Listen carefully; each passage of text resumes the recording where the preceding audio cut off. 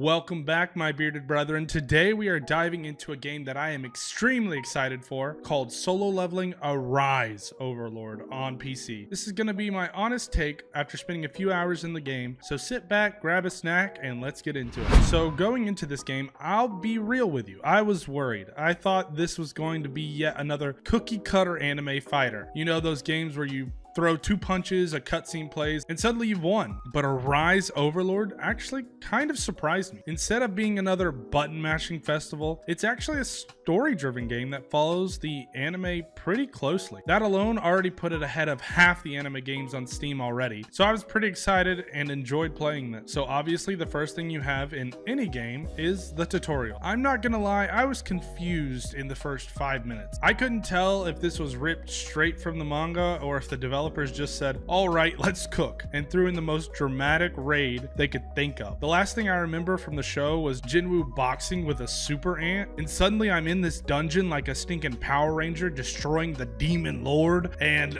my army is fighting his army. He's got dragons, I've got orcs, we've got all these people fighting each other. I have no clue what's going on, but I love it. And obviously, as a tutorial does, you learn all the basics, you learn how to parry, you learn how to do all the jazz, and after the tutorial you jump straight into your class selection, and each class actually has a difficulty rating attached to it, which I appreciate. Of course, me being me, I had to go with the class closest to the anime, Assassin, which they labeled very hard. Great, love that journey for me. The other classes are Duelist, Elementist, and Ruler, but let's be honest, if I didn't pick Assassin, half of you would revoke my beard privileges. And now let's shift over to the story and the cutscenes. I genuinely love the comic book slash manga panel style they use sometimes. It gives the game a cool stylized flavor, but I'll be honest, it does occasionally feel like they pulled a One Punch Man season 3 and said, photos count as animation, right? Now, the fully animated cutscenes though, they're really good. Chef's kiss, look great, and I actually enjoyed them, especially the first scene where you're in there with the statue and all the initial stuff. If you haven't seen the show, I don't want to spoil it, but if you haven't seen the show, you need to watch that before you watch this,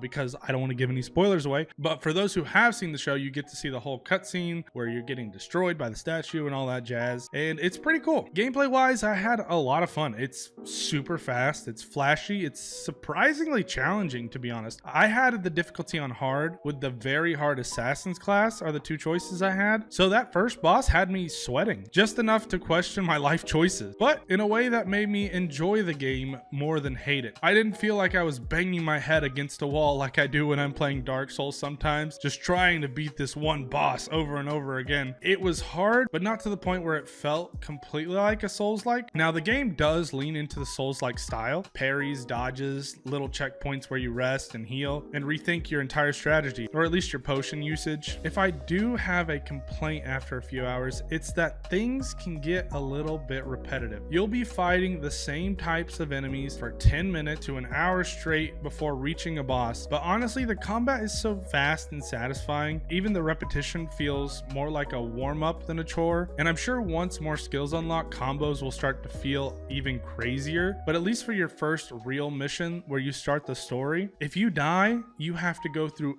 everything again, and you have to fight all the same enemies again, which is kind of like Dark Souls, but Dark Souls has like maybe 5 enemies and you can just run past them, whereas in this game you have to fight them. There's no option, and there's like 20 of them, and they're all the same ant, or they're all the same wolf. It is fun, but it is a little bit repetitive. Maybe I'm just not good enough and it took me a little while to get through it, but that's my only complaint, is the repetitiveness of the enemies. But my final verdict on the bearded scale is I'm giving Solo Leveling Arise Overlord a 7 out of 10. It's genuinely a pretty good game, and I really do appreciate the $40 price tag. Sure, $40 still isn't cheap, but at least it didn't hit the full 60 slap that most companies are doing nowadays. Maybe I'm just biased because I love the show, who knows, but if you enjoyed the anime, chances are you'll enjoy this game too. The tutorial goes ridiculously hard, like, sir, this is the intro, please calm down, levels of hard. So at the very least, give the game a try, see if you enjoy it, and if you don't, you can always get a refund. Steam allows that, obviously. But make sure to drop your thoughts in the comments down below, and let me know if you're playing Assassin, or if you actually value your sanity. I'll see you in the next one, guys.